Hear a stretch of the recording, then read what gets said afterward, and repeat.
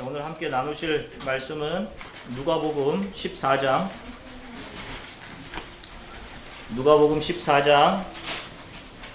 7절부터 11절까지 말씀입니다.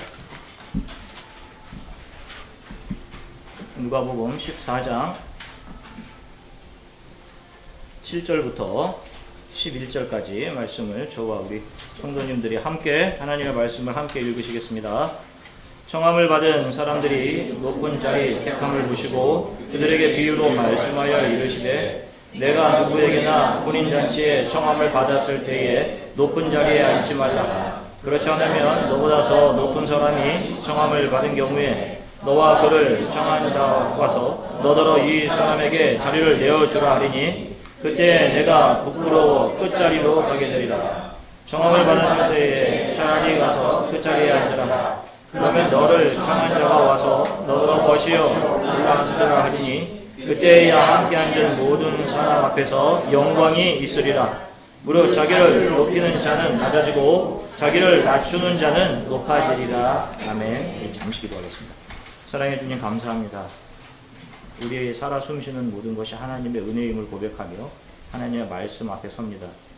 우리의 마음을 정직하게 하시고 만져주셔서 하나님의 말씀이 요구하시는 대로 우리의 생각과 우리의 의지와 육체를 쳐서 한 주간 주님 앞에 서게 되는 순간까지 온전한 신앙의 길을 갈 수 있도록 하나님 도와주시고 가장 부족한 종의 입술을 하나님께서 붙잡아 주시기를 간절히 소망합니다.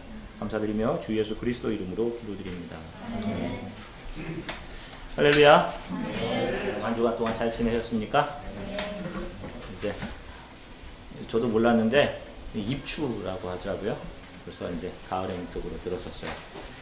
자, 우리는 계속해서 몇 주간 이 문명의 성경적인 정의와 그 안에서 크리스천으로 살아가는 삶은 어떠해야 하는지를 계속 살펴보고 있습니다. 지금 저와 여러분들은 미국에서 살고 있어요. 특별히 우리가 살고 있는 아이오와 시티, 코랄비어, 노스 리버티는 그래도 범죄율도 낮을 뿐더러 리타이어 후에 정착하기 가장 좋은 손꼽히는 그런 도시 중에 하나입니다. 미국에서도 그런 어떤 사회 안전망들이 비교적 잘 구축되어 있는 도시예요. 뭐 이렇게 좀 즐겁고 놀고 할 그런 것들은 별로 많이 없지만, 자, 미국에 살고 있는 우리는 그래도 다른 나라보다 좀 더 강화되고 진보된 눈에 보이지 않는 이런 안전장치들 속에서 나름대로 편하게 공부하고 일하고 자고 일어납니다. 아마 한 20시간, 25시간 비행해서 터키나 시리아나 또 아프리카의 어떤 국가들을 가보신 분들은 그런 곳에서 공부한다는 것이 얼마나 힘들고 피곤한 일인지를 아실 거예요.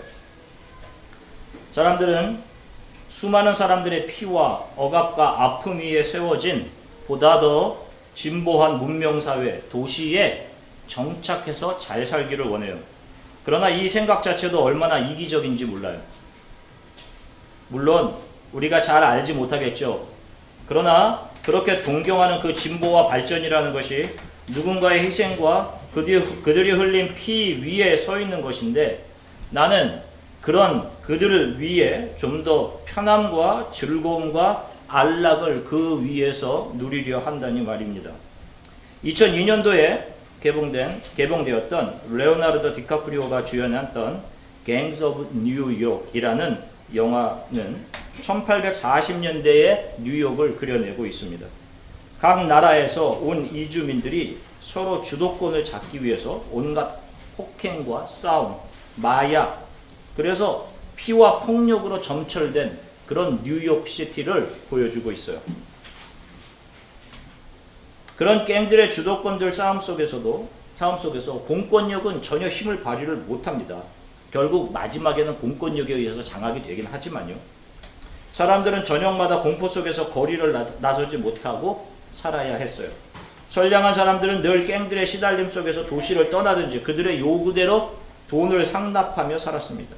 아침에 일어나면 길가에 나부러져 있는 것은 시체들이에요. 이런 것들을 보기가 늘 일쑤였어요. 그런 도시가 150년 정도 지난 지금 세계에서 가장 위대한 도시 중에 하나가 되어 있어요. 누구나 뉴욕을 동경하고 또 누구나 한 번쯤 가보고 싶어 하는 도시가 뉴욕입니다. 우리 청년 중에서도 이제 뉴욕으로 공부하러 가는 자매도 있어요. 자, 18세기 프랑스 계몽주의 사상가이자 교육론자, 사회학자였던 장자크 루소는 그의 저서 불평등의 기원 또 사회계약설에서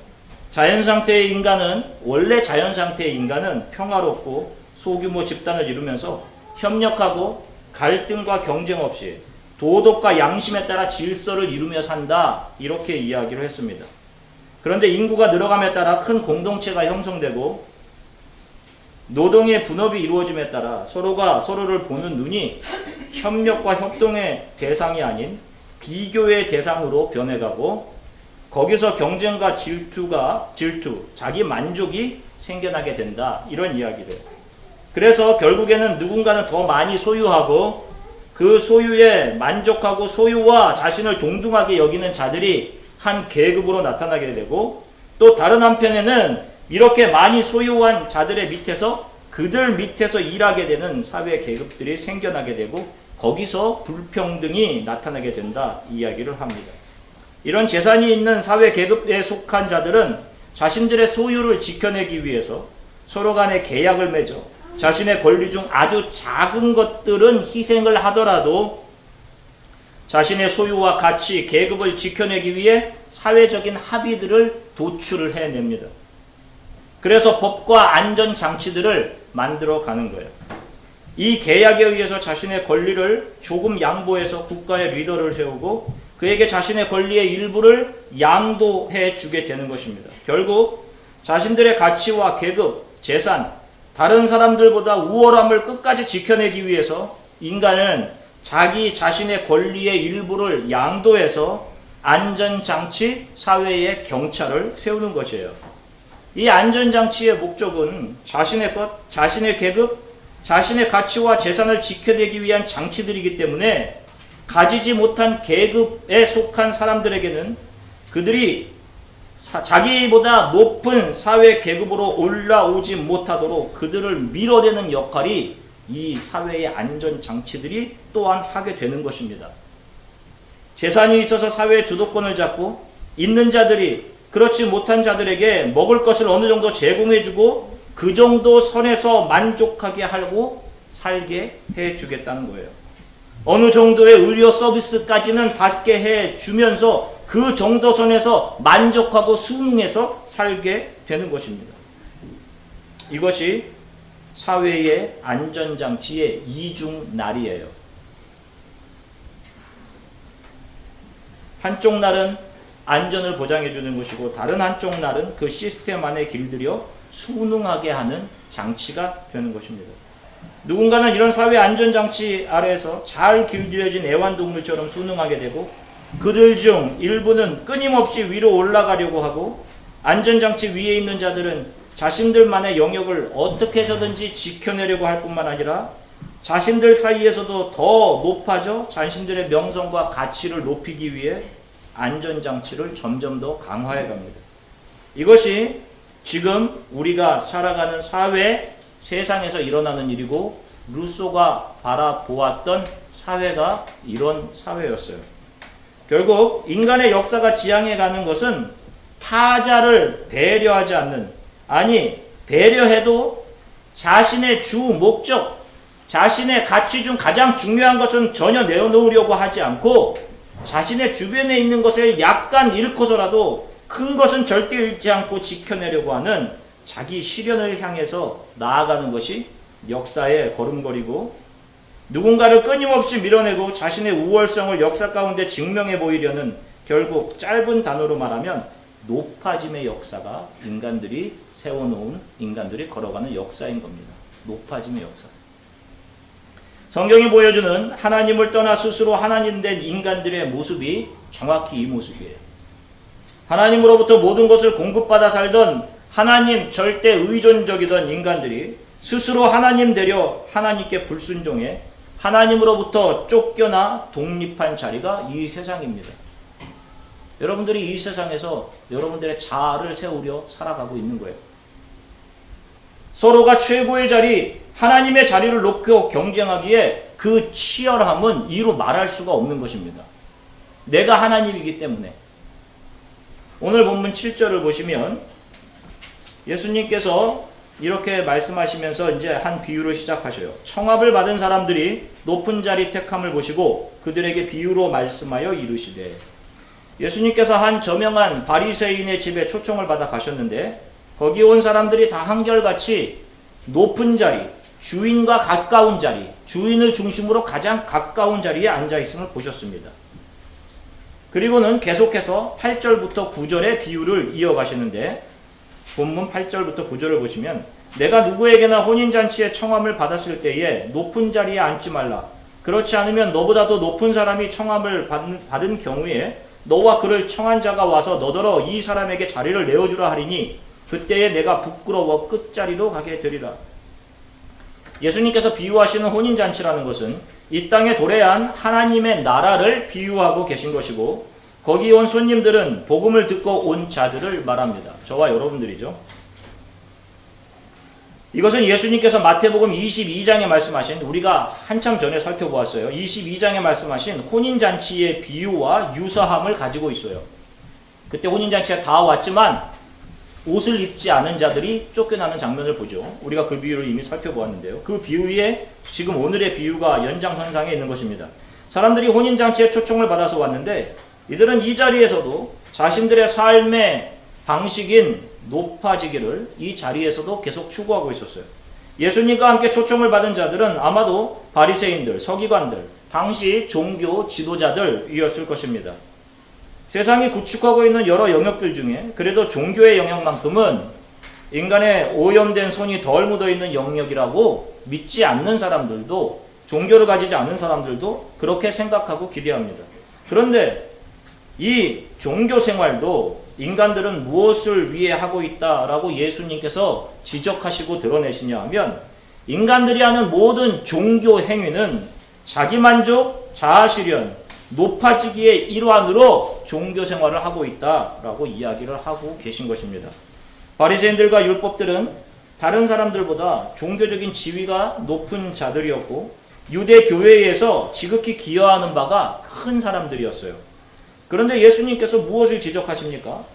이들이 그렇게 유대 교회에 열심히 기여하고 종교적인 열심을 내고 상석에 앉아서 유대 교회의 일들을 결정하는 종교적인 일들을 했던 이유는 그들이 다른 이들보다 높은 자리에 앉아서 존경과 높음을 받고 자기 자신 스스로 그렇게 높아지기 위해서, 스스로 하나님됨을 확인하기 위해서 너희들이 그런 종교 생활을 하고 있다라는 것을 지적하는 거예요. 그들은 스스로 존경받을 자격이 있다라고 생각을 했어요. 우리들은 이렇게 존경을 받을 수 있다라는 생각을 했습니다. 그래서 어딜 가도 상석에 앉을 생각을 했고, 세리와 같이 기도하던 한 바리새인은 세리를 바라보며 나는 저자와 같지 않은 것을 감사합니다 라고 기도했던 거예요. 이게 기도의 제목이 될 수 있습니다. 이런 기도가 있을 수 있어요? 나는 저 사람과 같지 않음을 감사합니다. 그런데 여러분, 우리의 기도가 대부분 그런 기도라고요. 나는 일주일에 2번의 금식을 하고 11조도 꼬박 합니다. 그러니까 이에 상응한 것대로 하나님께서 나를 대우해 주셔야 합니다 라는 기도를 한단 말이에요. 그러나 세리는 하늘을 쳐다보지 못하고 나를 불쌍히 여겨주십시오 라고 기도를 하잖아요. 결국 그들의 종교적인 열심이라는 것은 진리를 발견해서 자신을 비우고 낮추어져 가는 과정이 아닌 자기 자신의 높아짐을 위한 도구들이고, 그들의 교회와 삶에서의 거룩의 모습이라는 것은 자신들의 존경과 높아짐, 자신들의 자아의 발견, 그런 것을 위한 연극에 불과하다는 것이에요. 하나님을 떠난 인간은 이 땅에서 정치, 경제, 사회, 문화, 교육, 그 어떤 필드에 있어도, 심지어는 종교의 영역에 있어도 거기에서 점점 자신의 영역을 구축하려고 하고 자신의 존재 가치를 높이고 다른 이들보다 높임과 존경과 칭찬, 자기 이름의 명성을 받아내기 위해 모든 일을 다 할 수 있는 그런 존재로 살아간다는 말입니다. 왜? 스스로가 하나님 되어 있기 때문에 그런 거예요. 여러분들이 지금 공부하고 있는 이유들, 여러분들이 직장 생활하고 있는 이유들을 잘 살펴보십시오. 만약에 그것이 이 세상 사람들의 추구와 똑같다면 여러분들은 여러분들의 하나님됨을 증명해가는 것에 불과한 거예요. 계속해서 오늘 본문 9절부터 11절을 같이 한번 읽겠습니다. 오늘 누가복음 14장 9절부터 11절 함께 읽으시겠습니다. 너와 그를 청한 자가 와서 너더러 이 사람에게 자리를 내주라 하리니 그때에 내가 부끄러워 끝자리로 가게 되리라. 청함을 받았을 때에 차라리 가서 끝자리에 앉으라. 그러면 너를 청한 자가 와서 너더러 거시어 올라 앉으라 하리니 그때야 함께 앉은 모든 사람 앞에서 영광이 있으리라. 무릇 자기를 높이는 자는 낮아지고 자기를 낮추는 자는 높아지리라. 아멘. 아무리 이 땅에서 자기 스스로가 자신의 권리를 찾아서 누리려고 하고 나는 이런 사람이다, 나는 이런 가치가 있어, 내가 이렇게 열심히 살았기 때문에 라는 의식, 그런 어떤 계급의식, 특권의식을 가지고 높은 자리에 찾아 앉아 있어도 하나님 나라의 자리는 이미 주인이신 하나님에 의해서 정해지는 거예요. 내가 주장한다고 되는 것이 아닙니다. 그래서 주인이 오기까지, 주인이 자리 배정해 주실 때까지 너희는 이 땅에서 낮은 자리, 끝자리에 앉아 있어라 라고 하시는 것입니다. 계속해서 마태복음 23장 2절부터 12절, 조금 길지만 우리가 함께 한 목소리로 좀 읽으실게요. 마태복음 23장 2절부터 12절입니다. 함께 읽으시겠습니다. 서기관들과 바리새인들이 모세의 자리에 앉았습니다. 그러므로 무엇이든지 그들이 말하는 바는 행하고 지키되 그들이 하는 행위는 본받지 말라. 그들은 말만 하고 행하지 아니하며 또 무거운 짐을 묶어 사람의 어깨에 지우되 자기는 이것을 한 손가락으로도 움직이려 하지 아니하며 그들의 모든 행위를 사람에게 보이고자 하나니 곧 그 경문의 뜰을 넓게 하며 옷수를 길게 하고 잔치의 윗자리와 회당의 높은 자리와 시장에서 문안받는 것과 사람에게 랍비라 칭함받는 것을 좋아하느니라. 그러나 너희는 랍비라 칭함받지 말라. 너희 선생은 하나요 너희는 다 형제니라. 땅에 있는 자를 아버지라 하지 말라. 너희 아버지는 한 분이시니 곧 하늘에 계신 이시니라. 또한 지도자라 칭함을 받지 말라. 너희의 지도자는 한 분이시니 곧 그리스도라. 너희 중에 큰 자는 너희를 섬기는 자가 되어야 하리라. 누구든지 자기를 높이는 자는 낮아지고 누구든지 자기를 낮추는 자는 높아지리라. 아멘. 자, 보세요. 이 예수님의 지적이 오늘날 교회 안에서 자리 잡아 성도들을 섬길 대상이 아닌 성도들을 복종시켜야 할 대상으로 보는 특정 계급으로 굳어진 목사, 장로, 감독들과 많이 흡사하지 않습니까? 겉은 거룩한 가운으로, 거룩한 동작으로 익숙하고 다른 사람들에게 시키고 순종을 요구하면서 자기 자신은 힘든 일을 하려고 하지 않습니다. 자기 자신은 희생하려고 하지 않아요. 다른 사람들은 가게 하는데 자신은 가지 않습니다. 남들에게 인사받는 것 좋아합니다. 남들에게 어른이라 칭함받는 것을 좋아해요. 이 모든 것을 예수님은 높아짐이라고 말씀하시는 것이고 이 땅에서 높아진 자들은 반드시 하나님 앞에서 낮아져서 그들이 가야 될 곳은 잔치에서의 내쫓김인 것이고 높아짐의 자리에서 내려와 나에 대한 자기 주장을 버리고 모든 권리도 버리고 주님께서 자리 지정해 주실 때까지 끝자리에 앉아있던 자들은 하나님에 의해 높아져서 영원한 하나님의 나라에 속하게 되는 것이라는 진리의 복음을 예수께서는 이 비유를 통해서 저와 여러분들 제자들에게 풀어 알려주고 계신 것입니다. 그러므로 성도들에게 이 땅은 세상 사람들의 추구인 높아짐의 실현의 장이 아닌 철저히 내 심장이 헐떡거리고 내 두 무릎이 굳어 깨진 무릎이 될 때까지 섬기고 달려가서 섬겨주고 낮아져야 하는 장인 것입니다. 그러면 낮아진다는 것은 무엇을 말하는 것일까요? 여러분, 이 낮아진다는 것은, 기독교에서의 낮아진다는 것은 형이상학적인 몽상도 아니고 어떤 메조키스트적인 자학도 아닙니다. 자신에 대한 정확한 인식에서 출발하게 되는 삶의 변화가 낮아짐이에요. 자신에 대한 정확한 인식. 바리새인과 함께 기도했던 세리의 기도를 기억하시죠? 좀 전에 언급했던 누가복음 18장 13절서부터 14절을 보면 세리의 기도가 구체적으로 나옵니다. 우리 함께 읽을게요. 누가복음 18장 13절서부터 14절입니다. 세리는 멀리 서서 감히 눈을 들어 하늘을 쳐다보지도 못하고 다만 가슴을 치며 이르되 하나님이여 불쌍히 여기소서. 나는 죄인이로소이다 하였느니라. 내가 너희에게 이르노니 이에 저 바리새인이 아니고 이 사람이 의롭다 하심을 받고 그의 집으로 내려갔느니라. 무릇 자기를 높이는 자는 낮아지고 자기를 낮추는 자는 높아지리라 하시느니라. 제가 지금 예수님의 말씀 중에 자기를 높이는 자는 낮아지고 자기를 낮추는 자가 높아지리라고 말씀하신 구절들을 갖고 와서 여러분들에게 소개하고 있는 것이에요. 세리의 기도는 하나님의 마음을 움직이는 기도, 하나님이 들으시는 기도였죠. 그 내용이 뭐였습니까? 장황한 아름다운 미사역으로 꾸며진 그런 기도문이었어요. 나를 불쌍히 여겨주세요. 나는 죄인입니다. 하는 거였어요. 자신은 감히 하나님의 은혜를 받을 자격이 없는 자입니다. 라고 하는 자기 비하였습니다. 마치 아버지의 재산을 가지고 집을 나갔던 프레디걸 선 둘째 아들과 똑같죠. 그 아들 역시 집으로 돌아와 아버지께 눈물로 용서를 빌잖아요. 내가 아버지께 가서 이렇게 해야 되겠다. 그리고 아버지를 붙잡고 아버지 앞에서 그렇게 기도합니다. 아버지께 말합니다. 누가복음 15장 21절. 아들이 이르되 아버지 내가 하늘과 아버지께 죄를 지었사오니 지금부터는 아버지의 아들이라 일컬음을 감당하지 못하겠나이다.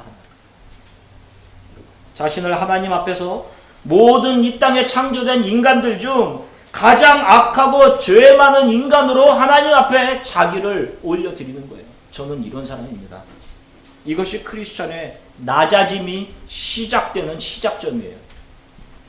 자기 자신을 이렇게 보는 데서부터 낮아짐이 시작됩니다.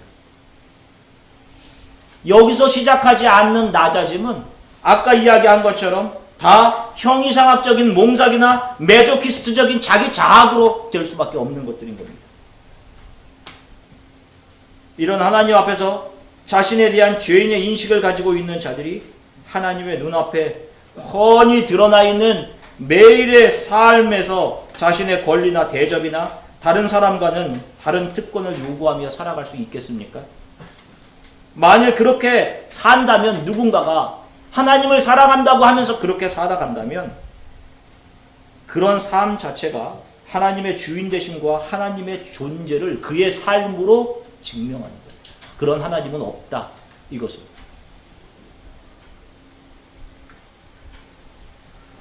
하나님께서는 예수 그리스도를 통해 이 땅의 수많은 사람들에게 복음을 들려주셨습니다. 저와 여러분들도 이 시간에 앉아 있는 것은 누군가를 통해 우리가 복음을 듣고 지금 이 자리에 와 있는 거예요. 그래서 지금 그들은 교회 안에 모여 주일마다 예배를 드리고 스스로를 크리스천으로 인식하며 살아갑니다. 또 교회 밖에서도 그들은 크리스천으로 살아가야 하는 자들이에요. 우리 크리스천이 하게 되는 모든 일들은 하나님께서 우리를 청하시고 초청하시고 불러주셔서 하게 하는 일들이에요. 학생들은 지금 만들어져 가는 겁니다. 여러분들의 노력이 아니라 하나님께서 초청하여서 그 길로 여러분들을 이끌어 가시는 겁니다. 지금 일하고 계신 분들은 그 자리가 세상 속에서 하나님께서 여러분들을 불러주신 곳이에요. 여러분들이 하는 일은 여러분들의 노력으로 성취하고 거기서 여러분들의 특권이나 높아짐을 누리기 위해 여러분들에게 주어진 것이 아닙니다. 하나님이 여러분들을 그곳에 보내신 거예요. 여러분들은 하나님이 주신 그 일, 하나님께서 여러분들에게 주신 그 직업, 그것은 세상과 다른 이들에게 예수를 증거하고 예수를 보여주기 위한 도구인 것이지 그것으로 나의 가치를 증명하고 나의 특권을 주장할 수 있는 수단들이 아니라는 것입니다. 교회 리더들 또한 마찬가지예요. 목사는 가장 겸손하게 하나님의 말씀 안에 담겨진 복음의 진수, 예수 그리스도만을 증거해 주는 일을 해야 합니다. 그리고 성도들을 예수의 사랑으로 안아주고 말씀 속에 위로와 소망을 주며 한 주간 동안 하나님의 말씀을 가슴에 품고 기도하며 성도들을 그리며 예수 그리스도의 십자가와 복음으로 그들의 삶을 풀어주는 일들을 해야 돼요. 그리고 성도들을 위해 무릎으로 하나님 앞에 눈물로 기도를 드리는 자들이 목사입니다. 이 일을 함께 돕는 자들이 장로, 집사들인 거예요. 목사는 하나님이 아닙니다. 저도 목사들도 넘어질 수 있고 목사들도 틀릴 수 있어요. 잘못된 결정을 내릴 수 있는 연약한 인간입니다. 그리고 죄인이에요. 여러분 꼭 기억하십시오. 목사가 교회의 두목이 아닌 것입니다. 제가 늘 말씀드렸듯이 제가 늘 비슷한 설교를 하고 있으면 잘하고 있는 거예요. 그러나 딴소리를 하시면 여러분들은 언제든지 저를 쫓아내셔야 돼요.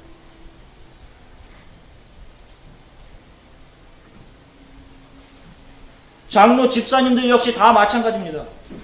그 자리에서 자신의 권리를 주장하지 않아야 돼요. 누가 보기에도 다른 성도들과 높낮이의 차이라든지 그들만이 누리는 특권의 차이가 보여져서는 안 되는 거예요. 기독교 역사를 보면 어느 시대건 자신의 것을 자신의 것으로 여기지 않고 교회 안에서 다른 이들과 함께 나누고 나는 저 사람과 다르다는 어떤 주장들도 거기 있지 않을 때 교회는 세상으로부터 칭송을 받았고 교회는 부흥해 갔습니다. 교회가 언제부터 타락하기 시작했을까요? 세상적인 힘과 권위와 자신이 특별하다는 인식이 교회 안에 들어오면서부터예요. 그래서 마치 어떤 목사가 성령의 충만을 받아서 하나님처럼 예수님처럼 행한다는 영적인 권위를 강요하고 그런 권위에 복종하게 하고 한단 말이에요. 이런 인식들이 교회 안으로 들어오면서부터 교회는 타락해 간 겁니다. 교회는 하늘나라의 모형이어야 돼요. 모든 성도들이 어떤 조건에도 구별 없이 차별 없이 다 같은 형제자매로 함께 예배하는 곳이어야 하고 거기에 어떤 특별한 사람도 없이 내가 당신을 위해 눈물로 기도하고 당신이 나를 위해 눈물로 기도하는 그런 존재로 서 있어야 되는 거예요. 것이에요. 조금의 구별과 차별도 없이 같은 형제자매로 함께 예배할 수 있어야 하고 하나님을 두려워하고 한편으로는 하나님을 즐거워함이 있어야 하는 곳입니다.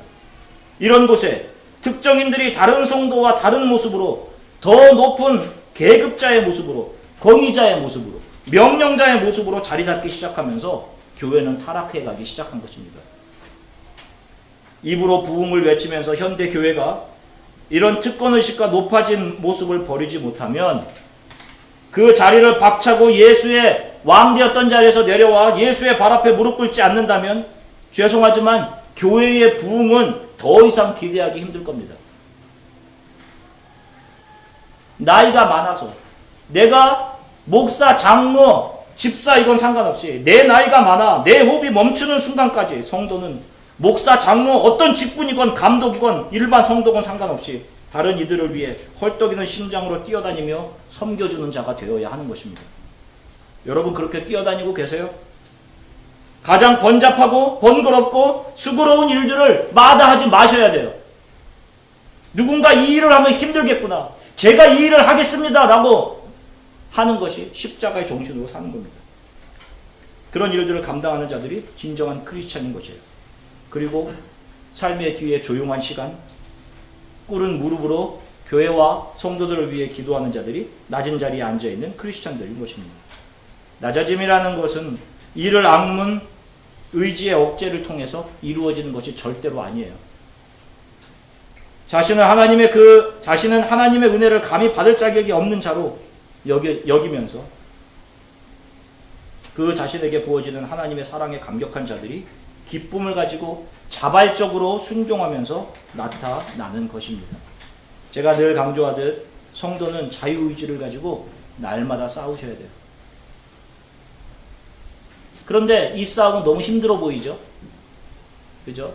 너무나 고통 속에서 우리는 참아내고 손해만 보고 견뎌내야만 되는 것으로 보이죠. 어떤 분들의 설교를 들어보면 정말로 하나님의 말씀을 예수 그리스도의 십자가의 복음으로 잘 풀어내고 있는데 설교를 들어보면 너무도 우울하고 답답하고 출구가 없어 보여요. 그러나 여러분, 복음은 그렇지 않습니다. 복음을 받은 사람들 한결같이 우울하고 답답하고 출구가 없어 보이는 그런 삶들을 살지 않았어요. 있던 자리를 박차고 일어나서 기쁨으로 복음을 들은 기쁨을 가지고 그들의 상황과 환경이 변치 않는데도 서로를 부둥켜 안고 마라나타 서로를 격려하면서 이 복음에 기뻐하며 살았어요. 누군가를 사랑하는 사랑을 품은 자들은 그 품은 사랑으로 행복을 누립니다. 사랑하고 있는 사람들, 그 사람 생각만 해도 마음이 기쁘죠. 저는 제 딸 늘 사고 잘 치고 돈 하나 벌어오지 않고 오히려 돈 축내고, 작년에는 잘 놀다가 팔이 부러져서 팔에 캐스팅을 했습니다. 그 뒤로 다리에도 캐스팅을 하고 싶다고 노래를 부르며 다녔어요. 이번 주에 드디어 다리를 뼈서 병원에 다녀왔습니다. 다리 복숭아뼈가 많이 부어오르고 죽은색 피로 획이 펴해서 이건 또 부러진 거 아닌가 걱정해서 다음날 병원을 갔어요. 의사 선생님이 다행히 부러지지 않아서 캐스팅 대신에 보호대를 하면 될 것 같다고 하셨습니다. 의사 선생님이 캐스팅 안 해도 된다고 하니까 누나가 실망의 한숨을 쉬었습니다. 근데 부모의 마음을 모르죠. 늘 작은 밤 속에 아주 토실하게 익은 밤 속에 들어있는 밤벌레처럼 부모의 마음을 늘 갉아먹습니다. 그러나 그로 인해 너무 행복해요. 더 많이 갉아먹어줬으면 좋겠다, 그런 생각을 합니다. 모든 부모의 마음이에요. 그리고 존재만으로도 너무 행복해요. 봐도 이뻐요. 하나님의 사랑을 조금이라도 알고 하나님을 사랑하는 자들은 칠흑 같은 어둠 속에서도 설렘으로 살아갑니다.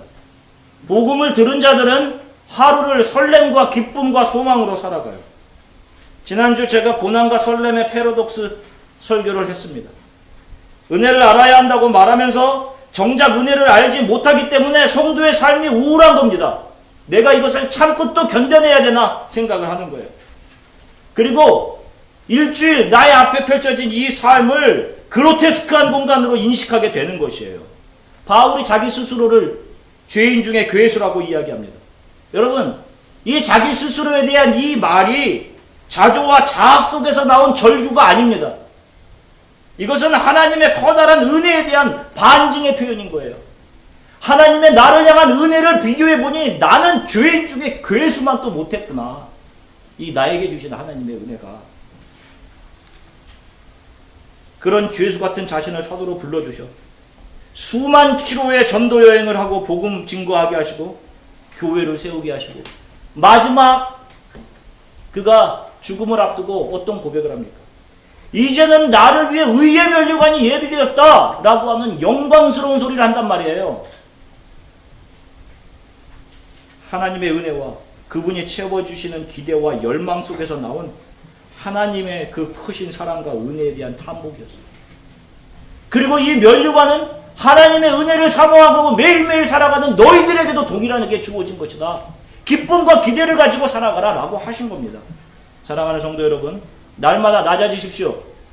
그렇다고 세상의 높은 지위에 올라가지 말라는 말이 아니에요. 어느 지위에서건 다른 사람들에 비해 특별한 권리를 주장하지 말라는 겁니다. 나를 특별한 존재로 여기지 말라는 거예요.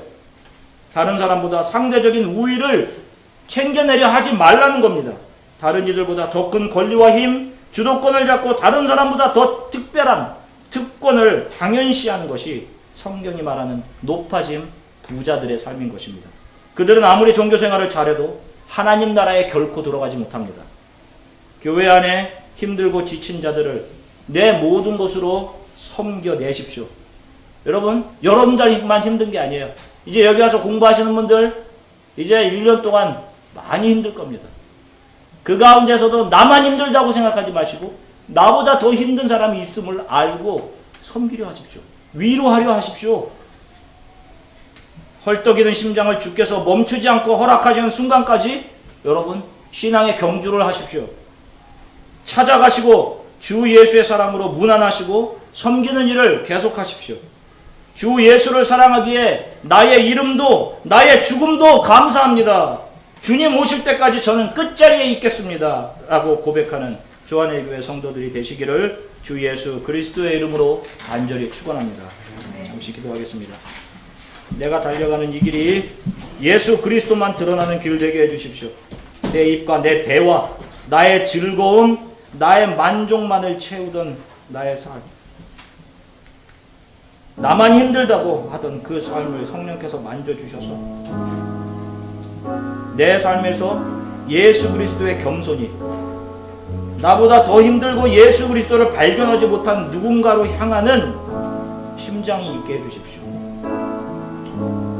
내 심장의 박동이 멈출 때까지, 헐떡여 숨이 목에 찰 때까지, 마지막 숨을 내쉴 때까지 주의 사랑